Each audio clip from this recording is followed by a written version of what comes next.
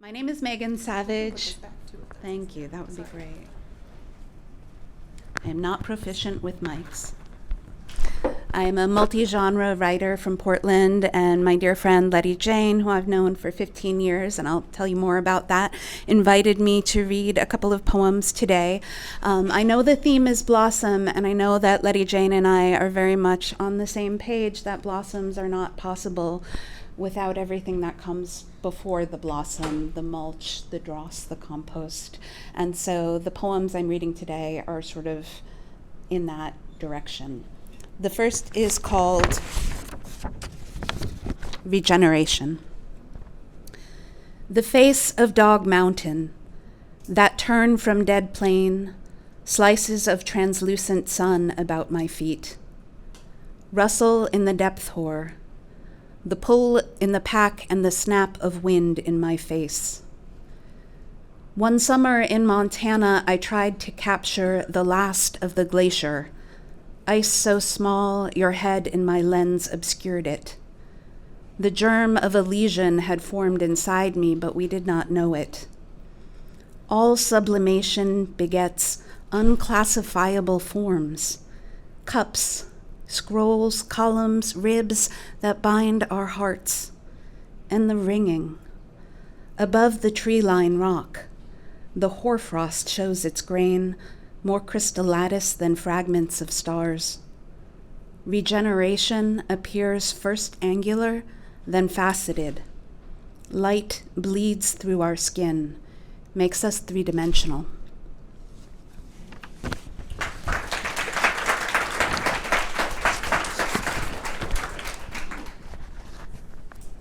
The second poem I'm going to read comes from an anthology called City of Bridges, an anthology of community. One of the things that I do here in Portland is I teach at Portland Community College, and I helped to launch the Carolyn Moore Writers House, which is the first and only writing residency at a community college. And we try to give our students access to, well, not only to support visiting writers and their creation, but to give our students access to some of that. And that access is often reserved for elite institutions. And so this poem is sort of on the occasion of setting up the writer's house, but it's also about any kind of act of creation and the role of community in our acts of creation. The orchard was not ours, but ours to tend. The house a blessing waiting for a host. A handmade bed, rough-hewn, dreamed of a head. We dreamed of human words to fill the rooms. For days in the empty house, we readied, listened to night noises, traced the path of sugar ants. A slab of old-growth tree became a table under glass. Communion meant lemongrass steeped in sour broth. We purchased plungers, pans, shampoo, and foil, notions that meant we aimed to signal care. The bathtub we displaced to place a chair before the threshold of a vista, all green and past and present, where I heard a woman's laugh. Is this then what it means to build community? To dream inside the heart of another toward how they break their fast? Toward which sound or presence or absence will invoke which holy terror, and toward the place they're apt to reach when they reach for toilet paper.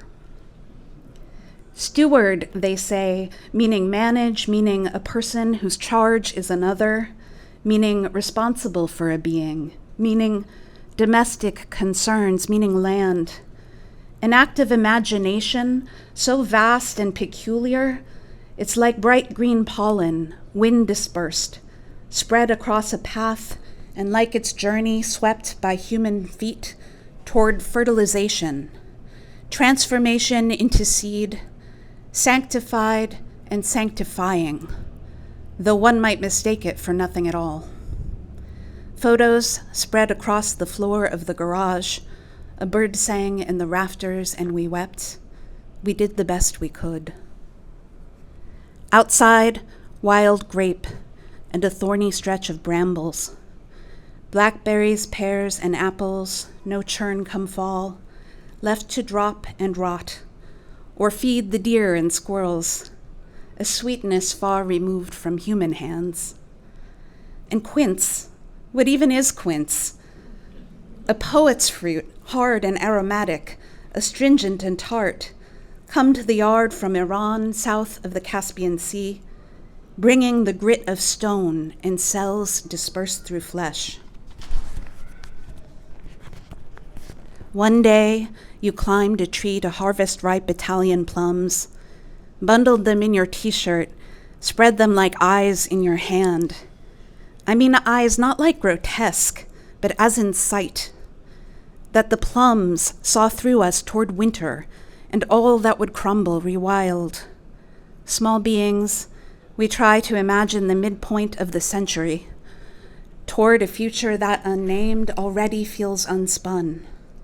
In the orchard, the plants steward us. Pollen drifts, airborne plankton, carried place to place by currents.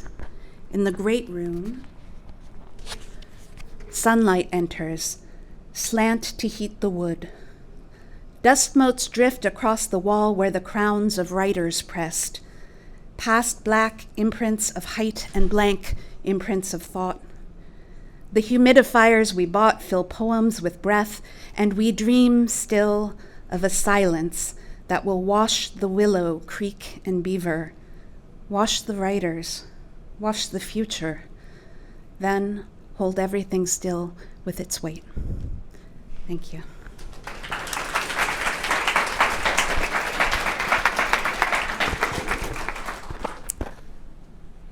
Thank you so much, and thank you so much to Lettie for having me here. As I said, sorry, I've known Lettie Jane for a really long time. We just discovered it was probably about 15 years, maybe even more than that. And when we first met, the occasion that I most remember about Lettie is that we both attended a weekly event where we would read out loud and draw and figure model and take turns doing it. And I'm a terrible visual artist. Lettie Jane is a remarkable visual artist, as I'm sure many of you know. But I still was so energized and encouraged by those times. And over the years, we've continued to sort of stay in touch through our practice. Lettie Jane illustrated an audio story that I wrote, and that was a great collaboration. She's a connector and a collaborator. She came to Portland, Oregon by way of Kentucky. Her work is bold and tender at the same time, depicting motherhood, varying versions of gender expression, community, and nature. Lettie Jane is always curious about what it means to inhabit a body in this world and how to share that process with others. We're lucky to have her sharing that with us today. Lettie Jane has completed over 40 murals, from small-scale paintings to two-story buildings. They love transforming spaces with colors and shape. They teach art at Ulna Art Studio, which they co-own with two partners, and they believe in the healing power of making art. And I will say, too, Lettie Jane is the author of the Many Queens Tarot deck, as well as the Listening Oracle, of course, which is a deck for creators. I've used both of them in my practice, and you can find them at the back of the room. Lettie Jane, welcome.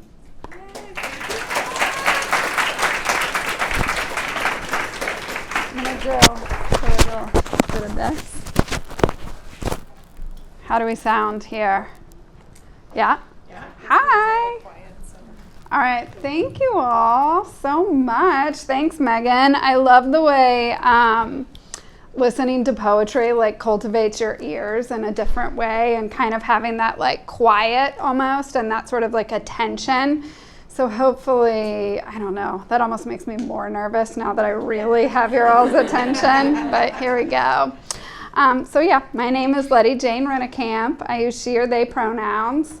I'm an artist, muralist, tarot reader, and a parent.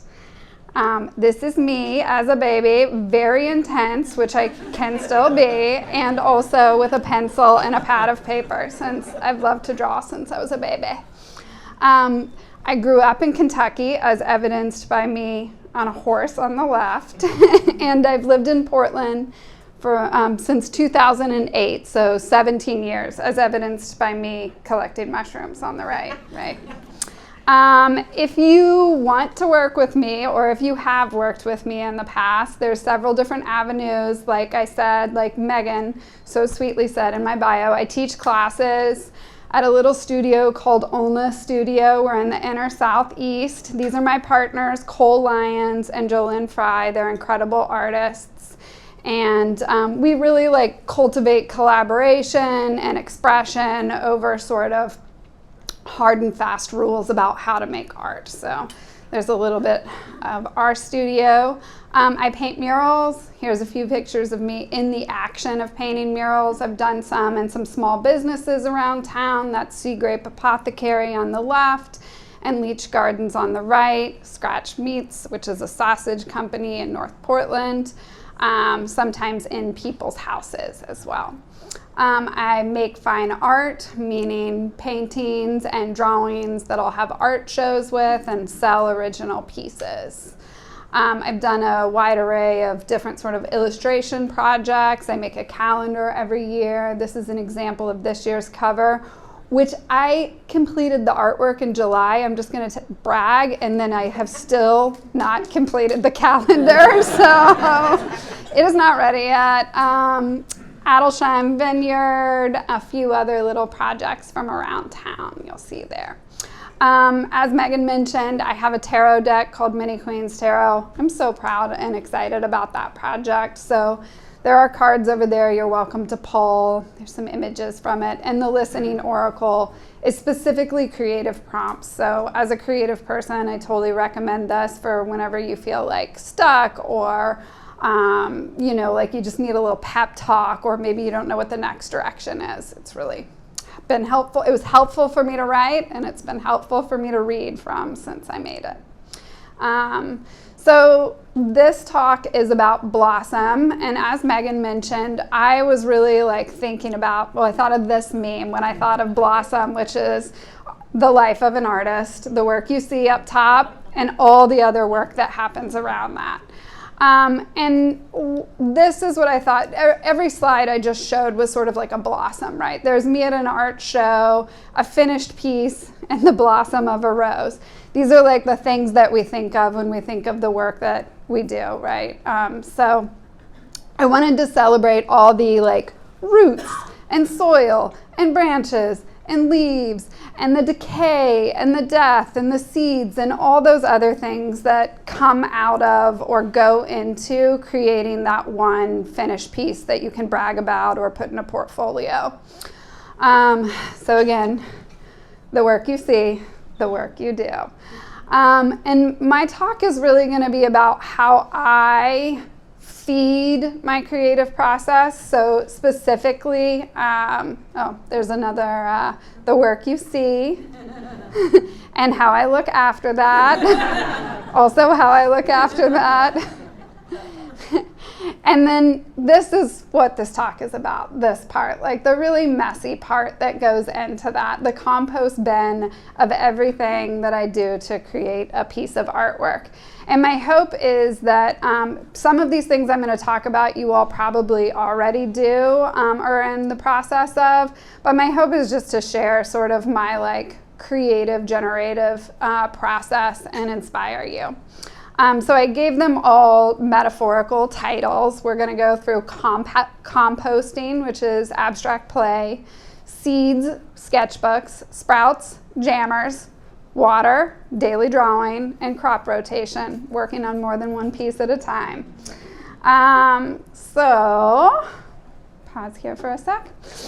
When I did this talk with Caitlin over Zoom, I was like, blah, blah, blah, blah, blah. So I want to make sure that I let things. So composting, abstract play. I want to just celebrate that slide with all that decay. I do a podcast called Line Time. Calling it a podcast is a pretty loose way to put it.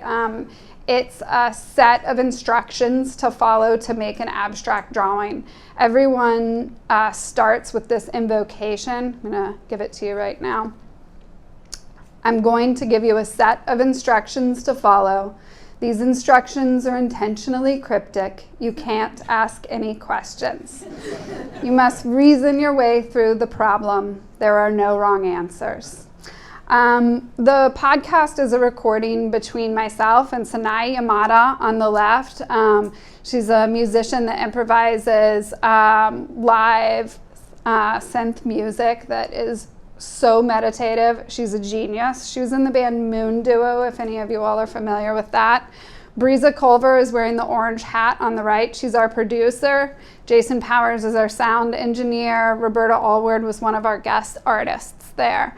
And we get together and we release an episode every month. This is also an exercise that I do in my classes.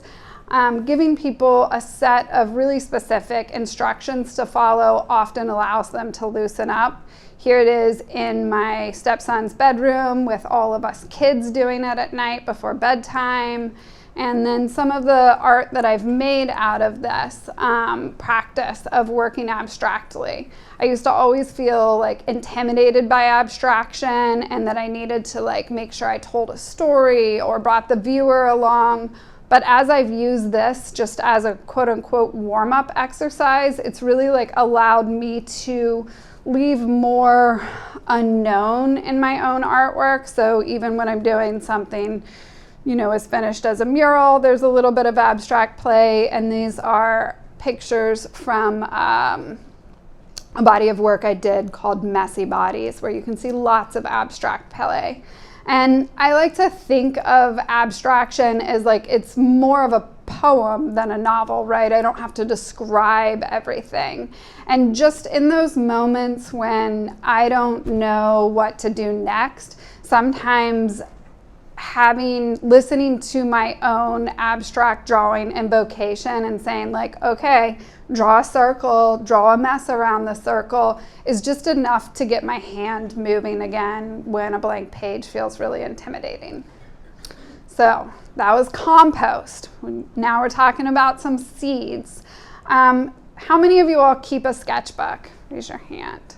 And how many of you all think you keep a sketchbook, but I feel like, yeah. I mean, I had to really like take out my own, for years I've been like, I don't have to keep a sketchbook in a literal way. I don't have to keep a perfect object as a sketchbook. I can just carry around 10 books and sometimes write in them and sometimes not. And it sort of makes sense.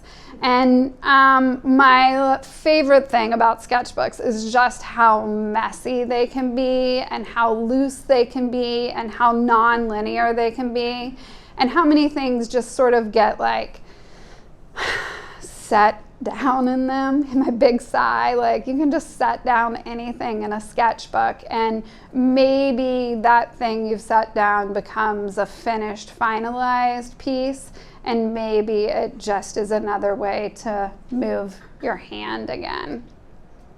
I love this one, just felt like really apropos for this talk. So I don't know how to follow directions. I make my own way. It's okay to feel different. What happens when you color outside the lines? When you forget the directions and just have fun? Is that art? When I am trusting myself or the directions I was given. And I love like finding my sketchbooks and finding these words that maybe I needed in that moment and then need again once I reread them. Some of the sketchbooks like contain really specific literal thumbnails for a finished piece. That's in the calendar that I made this summer, and you can see the little bird thumbnails over there. And sometimes when I have like a block and don't know what to do, I'll go back through them and literally mock them up into something else. This is a mural I'm pitching right now, and you can see the really explicit sketchbook pages in it. It's for a public library in Wisconsin. I love seeing this. The centerpiece is a finished wood block. I did a giant wood block. It's like, I don't know, 3.5 feet by 2.5 feet, something like that. And you can see I was looking through the sketchbook and finding all these little moments that were roughly about holding yourself, crying, like the world feeding you, there's rain, there's always a cycle, things ebb and they flow and they come back. So, great. Yeah, how many of you all have messy sketchbooks? Yeah. And how many of you all have perfect sketchbooks? Yes. Tom, I love it. Yeah. I think a messy sketchbook is a perfect sketchbook, personally. All right. So jammers is this term that a friend of mine coined. I'm calling this the sprouts. Little bitty things we're just barely taken care of. They're kind of coming into fruition, peeking out through the keyboard here. A jammer is any 4x6 inch-ish piece of paper, postcard sized. And I like to think of like jam, like we're making something from the fruit, and like Bob Marley is jamming, or like we're jamming together as musicians doing, you know, like free jazz, which this is the free jazz part of the talk here. So all of these are little postcard shaped pieces of paper, and you can see I'm making a lot of abstract drawings on them, sometimes just like messing with materials or seeing what the materials are like. Sometimes I make more figurative work on this. And again, this is just like another way for me of convincing myself that it's not a big deal, it's not important, it's a tiny piece of paper and I can just play on it. This is a photo of one of my students in a class playing with different inks, jamming.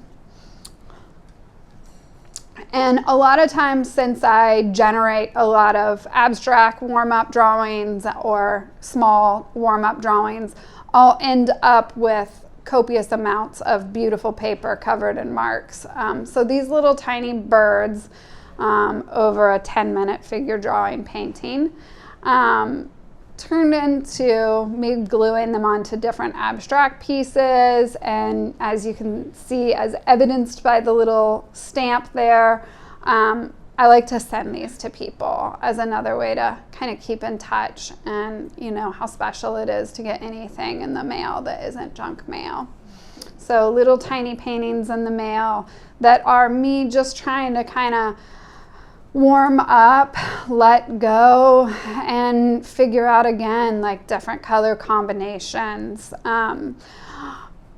I am a kinetic learner, meaning like I learn best from touching, and so for me this is the kind of thing that helps me be like, oh, I want to do some hot pink and turquoise in my next big painting. So you can see here on the left I've got some like jammers, warm-ups, and then on the right a body of work I did for an art show I had at the Fresh Pot on Hawthorne this summer. It was called Both And, that is really going back and forth in between those mirrored images that I started working out in the jammers. Yeah. Do any of you all do that, like take a tiny little piece of paper in order to warm up? Yeah, beautiful. All right. So, oh, I forgot, I kind of have this like addendum part of this, which is just an invitation to be really messy and cut up your old artwork. I love looking at pictures of other artists in their studios making giant messes and like normalizing messiness generally. This is me cutting up different stuff and working through these different patterns and then bringing it eventually into this finished piece. Daily drawing. This is watering. That's my kiddo there, who did not give consent to be in this slideshow, but that's okay, don't tell him. And the little bud on the right. I don't know what I'm doing, but I'm trying and asking for help when I need it. Daily drawing is a practice. How many of you all have done like a Inktober or a 100-day project? They can be incredibly generative. at this current moment in time, I have such a hard time with social media or Instagram, and it feels sad because I've lost my accountability partner for doing any daily drawings. So I haven't done one of these in over a year, but this is a screenshot of the first time I ever did one in 2016. I did 100 days of characters. So on either side of that beautiful brown-eyed dog are the first two characters of my first daily drawing project. Oh, this is the slide of me on social media now, like the way that I feel. So that's why I don't do it as much, but here we are. These are from a daily drawing project that I did in 2020. Be gentle now, keep going. Again, these have given me the ability to just make without thinking about it so much. And whether I have 10 minutes or an hour, sit down and create one completed piece.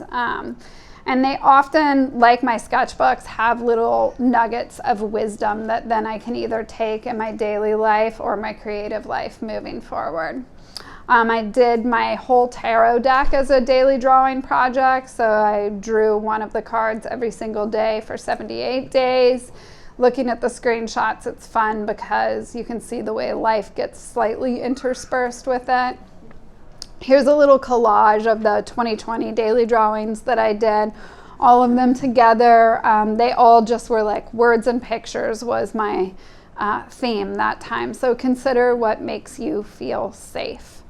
So the best part for me about the daily drawing was also just letting go and just, again, generating. And I would definitely say this is the kind of thing where I'm like, I made 100 drawings and I really like, 40 of them or so, right? I don't love every day, every drawing, but when I look back at this, I'm like, oh, I love consider what makes you feel safe, maybe forever. 5 years later, I'm still just like, yep. Crop rotation, working on more than one piece at a time. This feels really intuitive to me, and probably if you are a creative person in this room, you're currently working on multiple projects at a time. Who here has more than one project right now? That's like the most hands so far. For me, in doing analog art, I will work on 2 things or 3 things or 10 things at the same time, often because I'm waiting for stuff to dry. So I love working really wet with watercolor or ink, and then I need it to dry, and so that I don't overwork it, then I start another. These are images from the calendar that I illustrated this summer, and you can see I'm just rotating through. I feel like the other magic that happens there is that when I don't know what to do next on a piece, so this piece on the left, I was like, God, what do I like? Do I like really gild the lily and have tons of plants interspersing, or do I have just one? And being able to let it sit for a minute and then come back to it, it's almost like when you're having an argument with someone, right? And sometimes it's best to just work through it at that moment, and sometimes it's best to sleep on it. That's a picture of my studio again, looking like a really beautiful, messy studio, and work from a show that I had last year called Tending, where I was just bopping around and sometimes just doing one brush stroke on a painting to alter it and then moving to the next. Those are some of the paintings from that show. And these are the big paintings from Messy Bodies, which I also worked on collectively. So you can see the way that they kind of evolve on the left and into the right. So those are the tools I use for supporting my creative practice. Like I was saying, I'm like thinking of this a lot as like chaos and compost. And then somewhere along the way, something catches my attention and becomes a finished piece, or sort of comes into, the word I can't help using again is fruition. So composting, abstract play, seed sketchbooks, sprouts jammers, water daily drawing, crop rotation, working on more than one piece at a time. And the idea is that you would have like a whole ecosystem. You'd become one of these beautiful white oaks, right? With all of the different things going on, where there's acorns and roots and, you know, you're a whole hemisphere of art making. So Lettie Jane, and here are some websites, my podcast and my art studio where I teach, and that's my Instagram handle. Today, this is enough. And that's the end of my chapter. So thank you.